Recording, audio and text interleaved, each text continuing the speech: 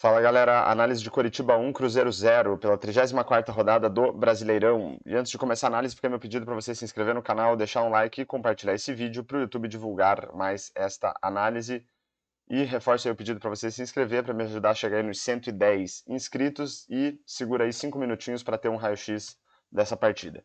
Então vamos lá, começando pelo comportamento das equipes em campo, a gente vai ver que o Coritiba teve 45% de posse de bola contra 55% do Cruzeiro, um número baixo para o Coxa como mandante e um número relativamente alto para o Cruzeiro como visitante.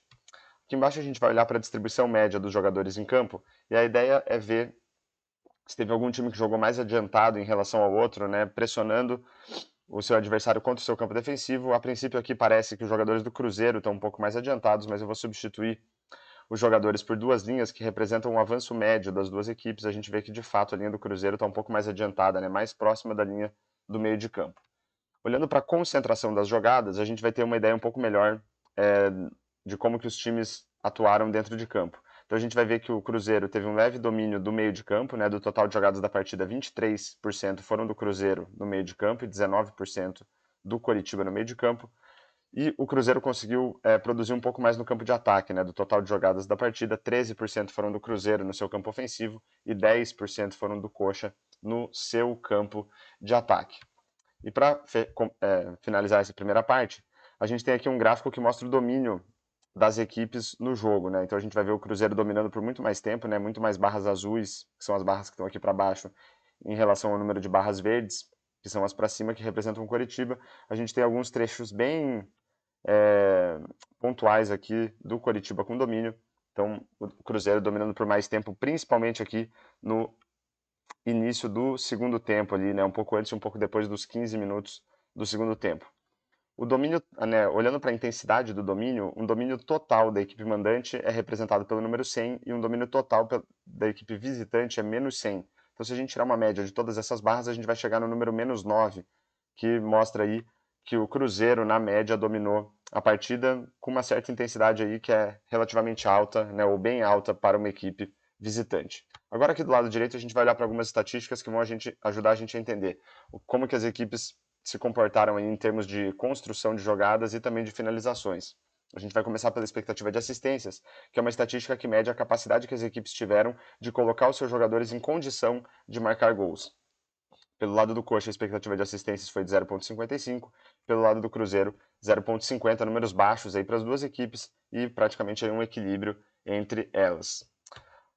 Olhando para finalizações e expectativa de gols, a gente vai ver que o Coritiba teve 7 finalizações no jogo, um número bem baixo para uma equipe mandante, gerando aí uma expectativa de gols de 0,71, também que é também um número baixo para uma equipe mandante. A expectativa de gols mede, né, ajuda a gente a estimar o número de gols que uma equipe deveria ter marcado com base na qualidade das oportunidades criadas. Pelo lado do Cruzeiro foram 13 finalizações, número relativamente alto para uma equipe visitante, mas que geraram aí apenas 0,56 de expectativa de gols, um número também baixo aí para o Cruzeiro.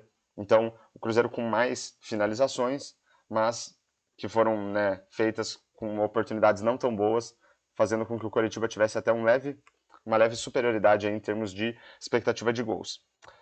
Só que só olhar para o número de finalizações não diz muito para a gente sobre a qualidade das finalizações. Então, para isso, a gente olha para a expectativa de gols pós-chute, que vai ajudar a gente a estimar o número de gols que uma equipe deveria ter marcado, considerando também a qualidade das finalizações. Então, pelo lado do Coritiba, a expectativa de gols pós-chute foi de 0,66, pelo lado do Cruzeiro, 0,46, números baixos aí para as duas equipes, com uma leve superioridade para o Coxa. Quando a gente olha para a diferença entre a expectativa de gols pós-chute e a expectativa de gols, a gente vai ter uma ideia do desempenho das equipes nas finalizações. A gente vai ver aqui que os números são levemente negativos, né, mas muito próximos de zero para as duas equipes. Para o Coritiba, menos 0,05, para o Cruzeiro, menos 0,1. Então isso mostra um desempenho praticamente neutro dos times nas finalizações, né? A expectativa de gols praticamente se manteve a mesma, considerando a qualidade ou a falta de qualidade nas finalizações. E quando a gente compara a expectativa de gols pós-chute com o número de gols marcados, a gente vai ter uma ideia do desempenho dos goleiros na partida. Então a expectativa era que o Coritiba marcasse 0,66 gols e conseguiu marcar um gol. Essa diferença de 0,34 mostra um desempenho relativamente ruim do goleiro do Cruzeiro, né? Se fosse possível tomar 0,34 gols, esse seria o número de gols a mais que ele tomou em relação ao esperado. Pelo outro lado, a expectativa era que o Cruzeiro marcasse 0,46 gols, não marcou nenhum. Então, essa diferença de menos 0,46, né, quase meio gol, mostra aí um desempenho relativamente bom do goleiro do Coritiba, né, que também, se fosse possível tomar meio gol, seria essa quantidade de gols a menos que ele teria tomado em relação ao esperado. E para fechar a análise, se a gente olhar todas as estatísticas aqui, desde expectativa de assistências até número de gols marcados, são estatísticas que eu considero que ajudam a gente a entender a qualidade das equipes na partida. Pelo lado do Coritiba, a gente vai ver estatísticas aí com no máximo 3 estrelas, né? Então uma partida de mediana para baixo do Coritiba. E do Cruzeiro, basicamente também quase todas as estatísticas aí com 2 estrelas, menos o número de finalizações com 4 estrelas. Então também aí uma partida fraca do Cruzeiro. Mas enfim, né, partida fraca pelos dois lados, mas resultado melhor para o Coritiba, que venceu o jogo por 1-0. Então fechamos aí mais uma análise de Coritiba 1, Cruzeiro 0. Espero que vocês tenham gostado e fica aí meu pedido novamente para você se inscrever no canal, deixar um comentário, um like e compartilhar esse vídeo para o YouTube divulgar mais esta análise. E falou!